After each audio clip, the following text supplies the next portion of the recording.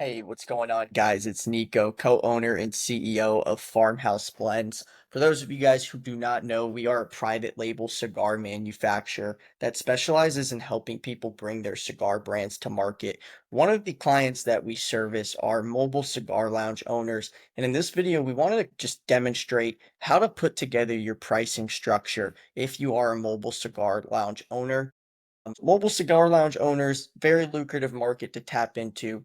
You're not stuck to physical brick and mortar locations, so you have the bandwidth to be able to attend different events, and different gatherings. So in this video, we're going to talk about how to create your structure and really identify a market if you're a mobile cigar lounge owner. So kind of to just dive right into it.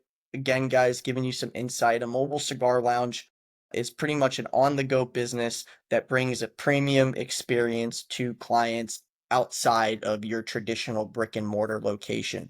So much like a brick and mortar location, mobile lounges are notorious for doing a couple things: serving cigars, serving beverages, maybe rolling cigars. But really, the idea is when you're a mobile cigar lounge owner, you're creating an experience for someone else or some group of people on the go, and you have the ability to go just about anywhere you want in order to gather business.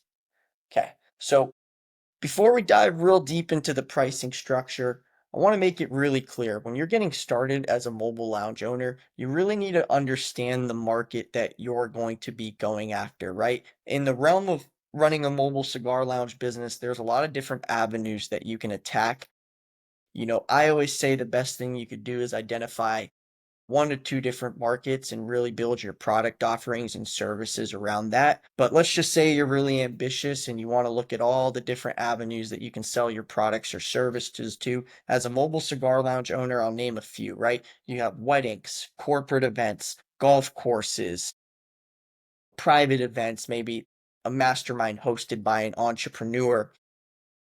So all of these different avenues are ways that you can really build your business and build your clientele. So one of the things that we see and we actually recommend for people potentially interested in starting a brick and mortar location eventually is really to build their mobile lounge business first in the area they intend to opening their brick and mortar location. The reason we recommend doing that is because let's just say you wanted to build a location in an area like Atlanta. If you're going out meeting the community, hosting events outside of one specific location, you get to really build your clientele and connect with people that might not have ever visited your specific location. So one of the things that's really cool with doing these events prior to opening a brick and mortar is you're really building your clientele. And if you know anything about the lounge business, people are very loyal to the lounges that they attend.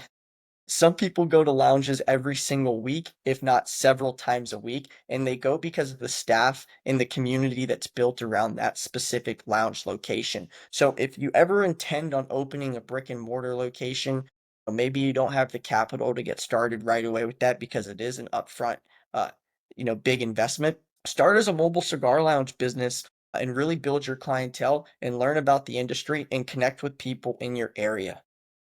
We're just going to cover some baseline information on how to create your pricing structure. Now, in the previous slide, I said there's a bunch of different avenues and markets that you can attack as a mobile cigar lounge owner. But to keep things pretty simple, we're going to talk about three key components that help you develop your pricing structure regardless of the market that you're going after. So, the first thing and the most important thing is to calculate your cost. Regardless of what anyone says in a small business, cash is king. And the quickest way to go out of business is by running out of cash. So make sure that you calculate your cost, make sure that you're spending money on things that you have to spend money on. One of the cool things about having a mobile cigar lounge business is you don't have to drop a ridiculous amount of money on inventory right away. You can slowly build up to that point. So make sure you calculate your cost if you're going to be serving drinks, if you have to transport equipment or travel. Make sure you know what you're getting into, especially before you start charging people, pricing. Okay. The next thing we're going to talk about is tiered pricing. This works really well for the lounge model because there's all sorts of different types of events and different packages that you can offer. So I like to say the best way to do your pricing is in a tiered structure. Let's just call it bronze, silver, gold. And let's just say at the bronze package, someone just gets, I don't know, 100 cigars. Maybe at the silver package, they get 100 cigars with custom bands and custom boxes. And then at the gold package, they get 100 cigars, custom bands, custom boxes, and also a live roller who's going to be actually doing the rolls at that event. So there's a lot of different things you can sell as a mobile cigar lounge owner, right? You can sell other brands, you can sell your in-house lines, you can sell a pairing of bourbon and cigar tasting sort of event. Whatever the case may be, it's really good to have tiered pricing based upon the different services that you intend on offering. So you have your lower ticket stuff and then your higher ticket stuff.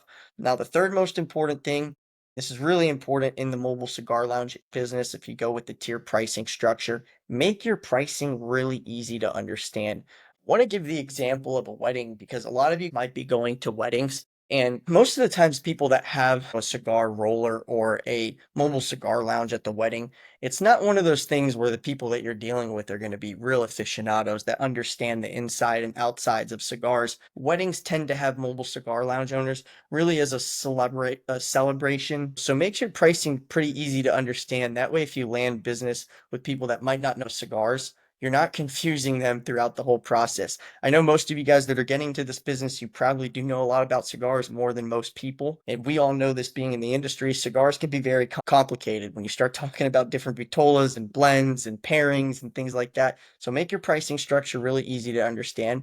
That way you're not confusing people in the mix of things, okay? So now we're going to go down a little bit. We're going to go back into a little bit more depth on cost. Depending on the scope of your event, or where you intend on going or the size of your mobile lounge, you might have varied cost, which means your pricing also needs to be different than what you see other people do on the market, right? One of the things that makes mobile cigar lounges so special is every single mobile cigar lounge, and we've worked with a ton, is a little bit different in their product offerings and what they sell. So understanding your cost again, guys, is going to be key because that's going to help you know what to charge for certain products or services. Let's go down and discuss profit margins and sustainability. As a mobile lounge owner, have the ability to make a lot of capital. And that really is going to depend on the size of the events and the volume of events that you do. But let's just say you're only doing 4 or 5 events a month, right? You're going to want to make sure you're maximizing your profits at these events. Understand your transportation cost and setup cost, okay? So now let's talk about brand identity. One of the things that I see a lot of people do when they get into the mobile cigar lounge business is they really focus on pushing other brands, which is good, right? There's names on the market that everyone loves and knows about, and obviously I recommend carrying some other branded products, maybe from, Padron or Perdomo, or some of the big companies on the market. But it's really important to build your brand in the mobile lounge business because ultimately you want people remembering you. You guys are the ones outdoors, selling the cigars, building the community, networking. So make sure you have some branded merch, make sure your table's branded, get some apparel with your company gear on it. You got to have a brand identity. It's 2020. The only way to grow a business is by having more eyes. And one of the things that allows you to grow as a mobile cigar lounge is by people referring you. They can only refer you if they know who you are. Make sure that you guys work on building your brand while developing your products and services because it's equally as important. Next thing we're going to discuss is collaborating with others. So there's a lot of mobile cigar lounge owners all across the US. There's a lot of cigar lounge owners all across the US, and there's a lot of cigar brands across the US. In fact, there's a ton of people in the cigar industry in general. So I think a mistake that people make in this industry specifically is they look at everyone as competition. One of the fastest ways to grow your business is by collaborating with like-minded individuals in the industry. Maybe you're working with us on Farmhouse Blends, or maybe you have a friend of yours that has a, successful private label cigar line. Collaborate with people in the space. It's a small industry, and 1 plus 1 in the world of business equals 3. Okay. So now we're going to talk a little bit more about creating your menu. So we kind of discussed on, pricing and how to create a tier-based pricing chart. One of the things you guys want to do is make sure that when you're creating your pricing structure, remember we mentioned that it needs to be easy to understand, but more than easy to understand, it needs to be visible. So you need to be able to show people your pricing when they ask you. So creating some sort of graphic that showcases and highlights the list of services that you guys do is key. Make sure to include some product images in there showcasing what you do. Maybe last week you did a cigar pairing event where you had different bourbons and different cigars. Take images at all these events, showcase them in your menu, and also showcase your clients having fun, right? If you went to a tailgate, FSU against University of Florida, and your table was crazy and people were smoking cigars, playing football right outside your tailgate with your cigar booth, you want to show people what sort of experience they can have if they partner with you or invite you to your event, right?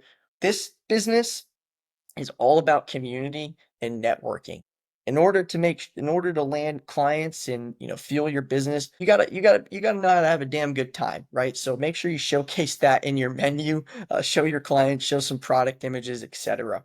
So this is just a general financial plan, right? That's going to be subject to anyone's business model specifically, but this will give you guys an idea of how to start planning effectively within your business. I did mention, right? The quickest way you can go out of business is running out of cash. So before you get started with anything, put together a financial plan, know how much money you have set aside to actually run this thing, and know how much money you have set aside to where if business doesn't generate any money for X amount of months, you're good to continue operating. One of the things that we don't like to see is our partners go out of business, especially within a short period of time.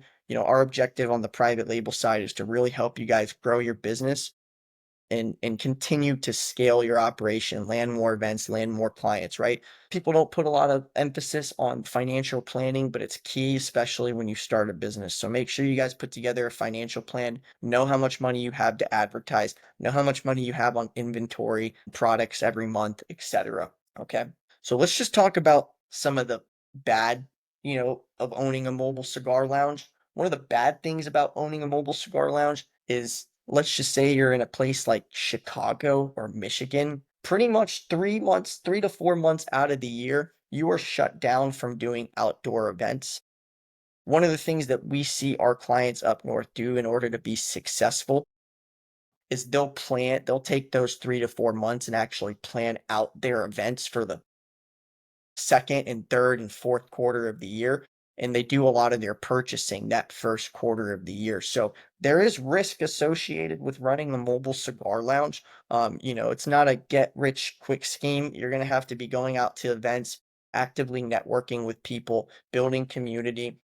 So understanding that there might be a couple months where you don't get any events and proactively figuring out ways to mitigate some of that risk is going to be really important.